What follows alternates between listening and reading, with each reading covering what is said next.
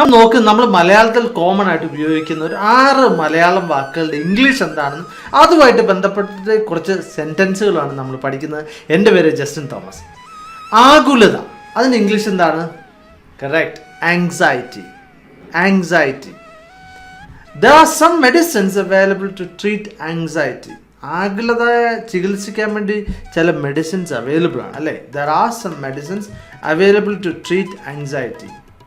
Her voice was full of anxiety. അവളുടെ സൗണ്ടിൽ, അവളുടെ ശബ്ദം മൊത്തത്തിൽ ഭയങ്കര ആകുലതയായിരുന്നു. അവളുടെ സൗണ്ട് കേട്ടപ്പോഴേ മനസ്സിലായി അവൾക്ക് ഭയങ്കര ആകുലതയായിരുന്നു എന്നാണ് അതിൻ്റെ അർത്ഥം. There are some medicines available to treat anxiety. Her voice was full of anxiety. അക്ഷമൻ, ഒരു ക്ഷമയില്ലാത്ത ആളാണ് നമ്മൾ അക്ഷമൻ എന്ന് പറയുന്നത് അല്ലേ? അതിൻ്റെ ഇംഗ്ലീഷ് എന്താണ്? impatient.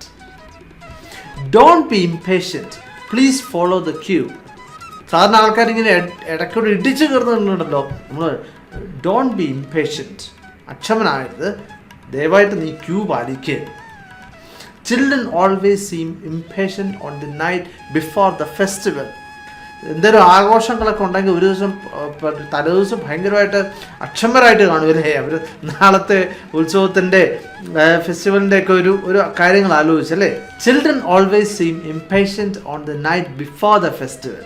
അക്ഷരാർത്ഥത്തിൽ, literally, the event literally stop the traffic. ആ പ്രോഗ്രാം ഉണ്ടല്ലോ, അത് സത്യത്തിൽ ട്രാഫിക് മൊത്തത്തിൽ ബന്ധാക്കി. എന്ന് പറഞ്ഞാൽ ഭയങ്കര തിരക്കായിരുന്നില്ലേ, വാഹനങ്ങൾക്കൊന്നും മുന്നോട്ട് പോകാൻ പറ്റിയില്ല. ആ ഒരു ഇവൻറ്റ് അല്ലെങ്കിൽ ആഘോഷം, the event literally stopped the traffic. I was literally without any money. എൻ്റെ കയ്യിൽ 5 പൈസ ഇല്ലായിരുന്നു. യഥാർത്ഥത്തിൽ എൻ്റെ കയ്യിൽ 5 പൈസ ഇല്ലായിരുന്നു. I was literally without any money. അക്ഷന്തിവമായ എന്ന് പറഞ്ഞാൽ ഭയങ്കര ക്ഷമിക്കാൻ പറ്റാത്ത എന്നൊക്കെയാണല്ലോ അക്ഷന്തിവ്യമായ തെറ്റ് എന്നൊക്കെ നമ്മൾ പറയാറില്ലേ മലയാളത്തിൽ? Unpardonable. Unpardonable അല്ലെങ്കിൽ unforgivable. Unforgivable. That was an unforgivable crime അല്ലെങ്കിൽ unpardonable crime. അത് അക്ഷന്തിയുമായിട്ടുള്ള ഒരു കുറ്റകൃത്യമായിരുന്നു, ക്ഷമിക്കാൻ പറ്റാത്തൊരു കുറ്റകൃത്യം. That was an unpardonable crime. He did an unpardonable sin. ഒരു വലിയ തെറ്റ് അവൻ ചെയ്തു. അഗാധം അല്ലെങ്കിൽ ആഴം ഉള്ള, ആഴത്തിൽ എന്നുള്ളതിന് നമുക്ക് ഡീപ്പ് എന്ന് പറയാം അല്ലേ?